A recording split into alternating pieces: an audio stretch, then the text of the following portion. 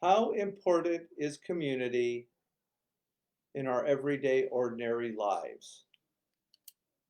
Good morning. My name is Father Frank Buckley. I am the host of our morning meditation group, Flourishing During Times of Uncertainty. Delighted you are all here this morning on a beautiful Wednesday morning in Hollywood. If you're new to the program is a three-part program. We began with a little inspiration. I'm also a Jesuit priest. I love St. Ignatius, and one of the things St. Ignatius believed a lot in is repetition. That the best way to learn something is through repetition. So I need to learn something that I read to you a while ago, so I'd like to repeat it again. One of my own personal heroes is Dorothy Day. She talks a lot about love. She talks about literature. She talks about community. And she talks about how we make things happen. So I'm going to use something we've used before from her, from a postscript of selected writings by Robert Ellsberg. The second part of the program is the 20-minute meditation, where we really use St. Ignatius as our model and work towards becoming contemplatives in action. And we try not to put the accent on action, but on contemplation. So we're coming up on the feast day of St. Ignatius. So let's evoke the saint to help us be contemplatives in action with the accent on contemplation. And I know no better way to do this than with a morning practice. It has the possibility of transforming literally everything in our lives for the better. And then at the end of the 20 minutes, we will shift to our Jesuit Examine, where we will look at where we found God. We'll come from a place of gratitude and just notice where we have come alive. We live our lives forward, but we really only come to understand them at the deepest level by looking backwards. So without further ado, let's get started.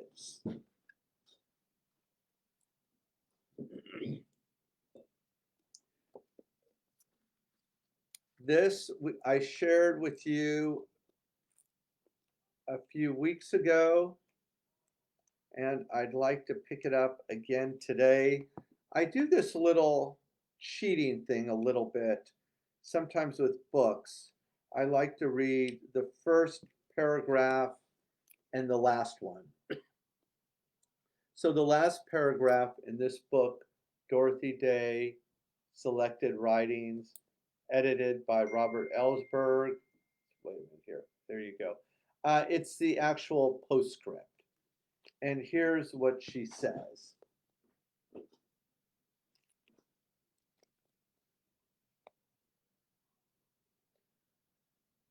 I found myself a barren woman, the joyful mother of children.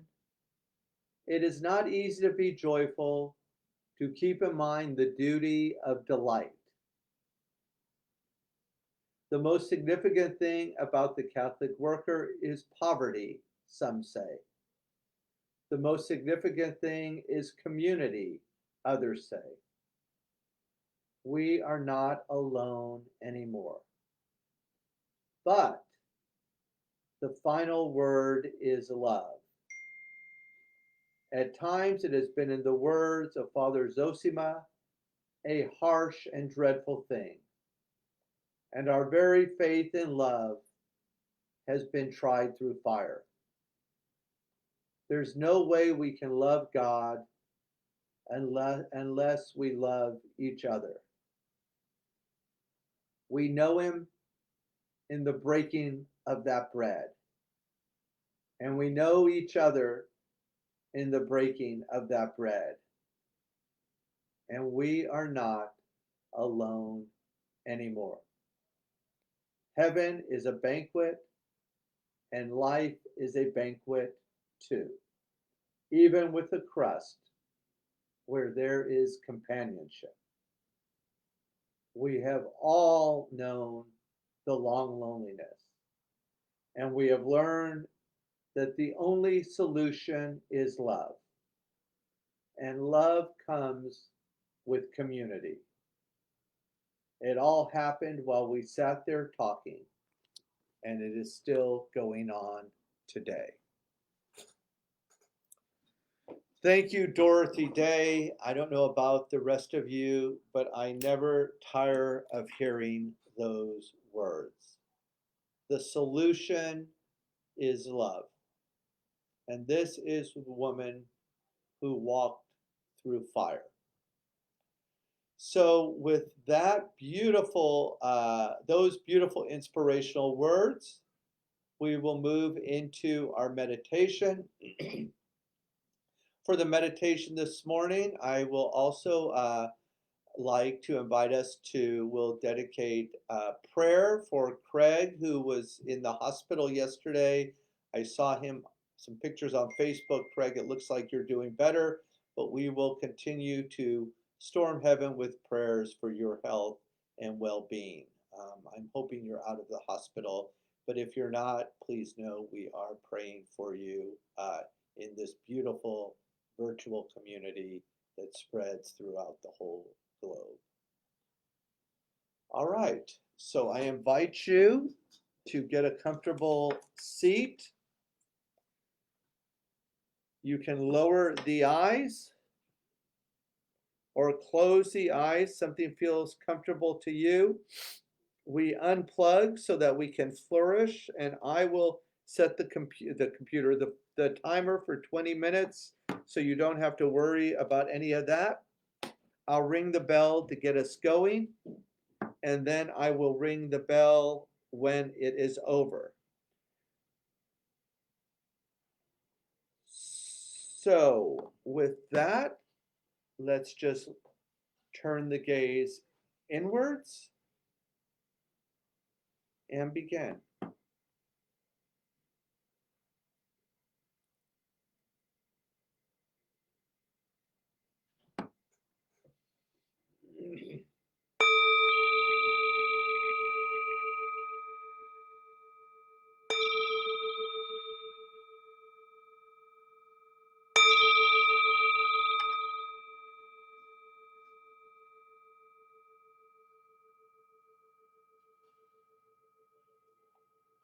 Listen, listen. The sound of this beautiful bell returns us to our true home. As always, we begin with diaphragmatic breathing, that is, breathing deeply as possible into the lower belly 3 times. Excuse me. In through the nose, out through the mouth. Inhale and exhale. Beautiful. 2 more times. Inhale and exhale. Last time. Give it all you got. Inhale and exhale. Continue to breathe on your own.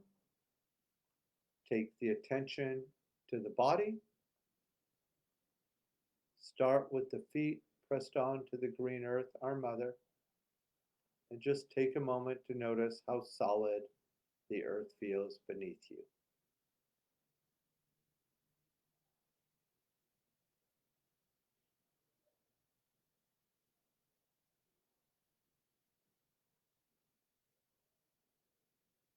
Moving up the body, we arrive at the chair, providing support. We all need a little support in life. Let's reflect on where we felt supported recently.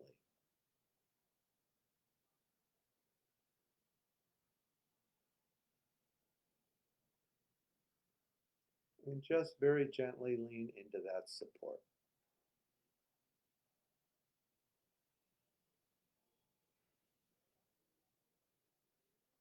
Lengthen the spine, anything, healthy spine, healthy body.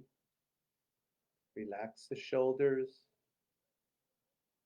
Anything you've been holding on to, just allow it to slide off the shoulders and the earth, our mother, to receive it. Relax, renew, restore. And just observe if perhaps you feel a little lighter.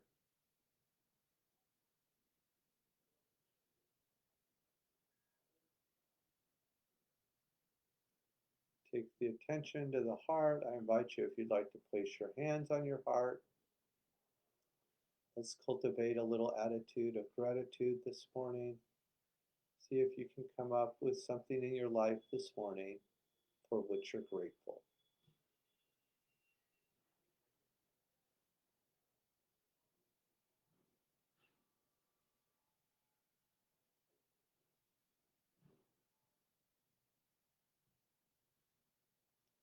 Place that gratitude next to your heart.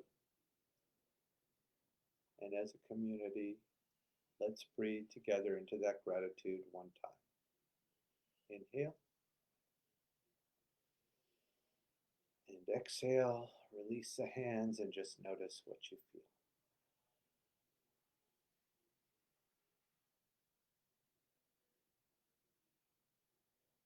Finally, we arrive at the forehead, the seat of intuition, the area between the eyebrows, and we focus on an intention this morning, not being afraid to ask God for something great and beautiful today.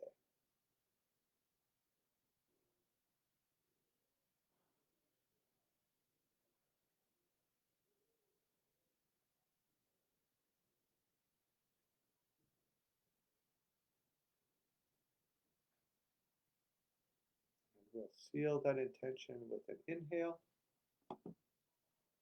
and an exhale. Take the attention to the breath. We can hear the in-breath. We can hear the out-breath. We will never be lost. Engage your sacred word 3 or 4 times. Drop down to the ocean floor and enjoy a little deep rest. Please continue.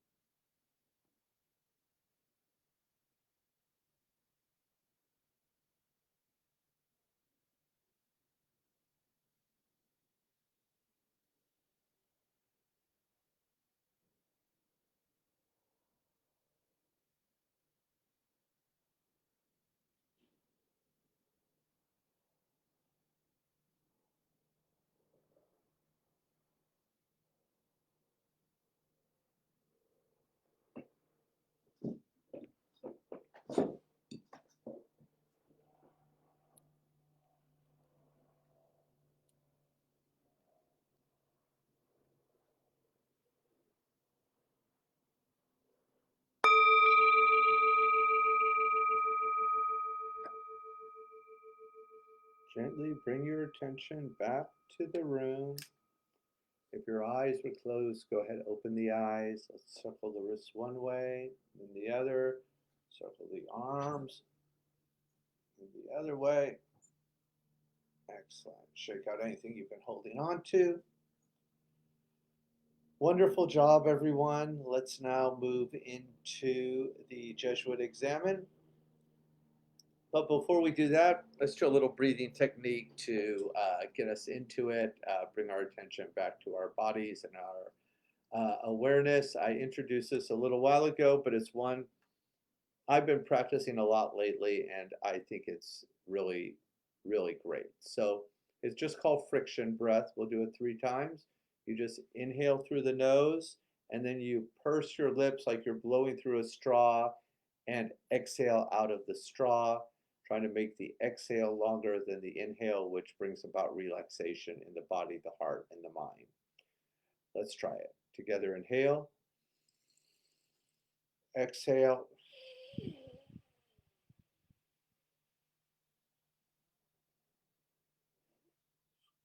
Squeeze all the air out of the lungs. Good. 2 more times. Inhale.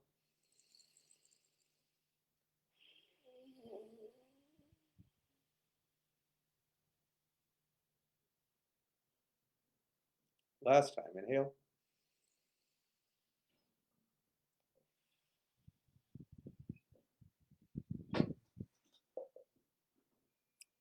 Deep inhale. Blow it out. Excellent. Great one for lowering anxiety as well. And we'll move into the Jesuit Examen, where we just notice where God has come alive for us recently. And we come from a place of gratitude. And we build a little community by feeling free to drop a little note in the little comment box about where God or love or kindness or beauty showed up in your life recently. So for me, it's actually pretty easy. Sometimes I have this feeling it's probably a little protective defense of like this is all going to be a disaster. So I have a busy day today. I had a they're doing an immersion at Georgetown Prep, so I did a presentation for them on resilience and brain health, and that was first thing this morning, and it went amazingly well. It was usually these immersions are 50 kids, but there were 9 kids, and they were interested in the work we're doing with the unhoused at the center. We got to do all kind. We did a little meditation, a little exercise, a little brain health, and it was really it was a high point of my week, and then got some really good feedback from the professor. So that was the first thing that went well recently, where I noticed God come alive. Second is I'm really excited. Right after this, I ask your prayers. Uh, I'm helping with a presentation for all of the principals in the Archdiocese of Los Angeles and on flourishing during difficult times and with online learning. So I really respect the work they're doing, and I'm glad to be able to share a little of my experience, strength, and hope with them this morning. And then finally, I know the examine is always looking backwards, but I'm looking a little forward today. I think Ignatius would be okay with that as well. Um, this afternoon, we have a new Jesuit regent with us, Brother Henry, who does the food pantry on Tuesday, and he has graciously volunteered for our Deanery 14, which are all the priests in the Archdiocese. Monsignor Fleming is our deanery leader, and he is doing a physically distancing, safe barbecue for all the priests in our deanery. And Brother Henry is, this is a secret, so keep it between us, a 5-star chef, and he's doing the barbecuing. And I can barely fry an egg, so I was like in the kitchen, and I was like, "What are you doing, Brother Henry?" He's like, "Well, I cook it all up, and then we throw it after it's cooked. We throw it on the barbecue." So I was like, "Wow, who knew?" I'm always worried about the chicken's going to be bloody and not well, and So I'm really excited. It's a great deanery. We have Monsignor Fleming does all kind of amazing work to keep us plugged in as a community, and this barbecue is going to be at St. Brendan, so I'm really excited about that. Um, Also, in the Examine, we also take our prayers to God, to Ignatius, and I especially I offered my meditation. Let's keep, I ask you to please let's keep praying for Craig. He's been a member of this community. He shows up every morning for the practice. He puts all kind of inspirational thoughts on Facebook. He's part of the Catholic Worker. He's just a beautiful, beautiful person and a great gift to all of us. So let's pray for his health and well-being during these times of physical challenges for him, and that he get out of the hospital and back to our community quickly.